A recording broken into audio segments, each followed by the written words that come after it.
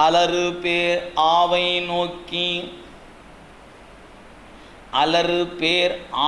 நோக்கி ஆருயிர் பதைத்துச் சோறும் நிலமிசை கன்றை நோக்கி நெடிது உயிர் இறங்கி நிற்கும் மலதலை உலகம் காக்கும் மனு என்னும் என் கோமானுக்கு உலகில் இப்பழி வந்து எய்த பிறந்தவா ஒருவன் என்பான். இப்போ அந்த தாய் பசு என்ன பண்ணுச்சு அப்படின்னு கேட்டால், அலமந்து ஓடி வெம்பிடும் அலரும் சோறும் அப்படின்னு சொன்னார். அது அப்படியே இங்கே சொல்லார் பாருங்க. அலறு பேர் ஆவை நோக்கி, அந்த தாய் பசு கன்றை இழந்து கத்துகிற அதனுடைய அலறுதலை கேட்டு அப்படியே பதைத்து சோறும். மைந்தனுடைய உள்ளமும் சோர்ந்து போச்சு. இப்படி இந்த தாய் பசுவின் துயரம் இப்படி இருக்கிறதே, ஐயோ இந்த தாய் பசுவின் துயரத்தை நான் எப்படி தீர்ப்பேன், வழி தெரியல. அடுத்தது நிலமிசை கன்றை நோக்கி நெடிது உயர்த்து இறங்கி நிற்கும்.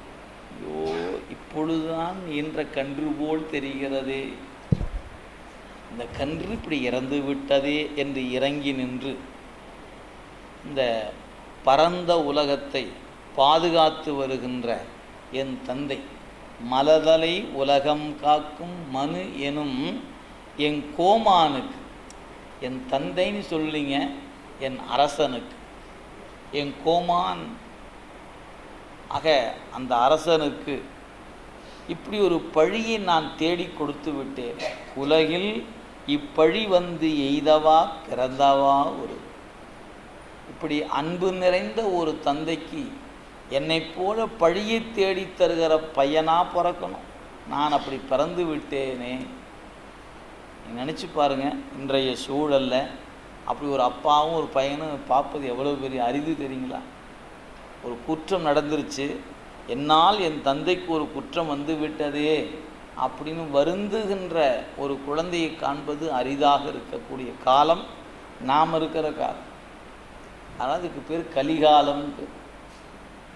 ஒருவேளை அப்பா இது வந்து ஏதாவது கேட்டாங்க, பார் தப்பு செஞ்சேன், உனக்கு என்ன போச்சு, அதெல்லாம் காவல்துறை வருவாங்க, பிடிப்பாங்க, போவாங்க, அதெல்லாம் எனக்கு தானே வரும், நான் பார்த்துக்கிறேன் விடு. இப்படி அந்த ஒரு பொருட்படுத்தாத குழந்தைகள் இன்னைக்கு மிகுதியாக இருக்கிற காலம். அதை எல்லாருமே அப்படி இல்லைங்க, ஆனாலும் இப்படியும் இருக்கிறாங்க. அப்படி சொல்லக்கூடிய இடத்துக்கு நகர்ந்தாச்சு. இன்னைக்கு தந்தை தாய் என்று சொல்லப்பெறுகிறவர்களுக்கு ஒரு பழி வந்து விடும் என்பதில் குழந்தைகள் ஒரு பொருட்டாக எடுத்துக்கொள்ளாத ஒரு காலமாக இருக்கக்கூடிய சூழல்.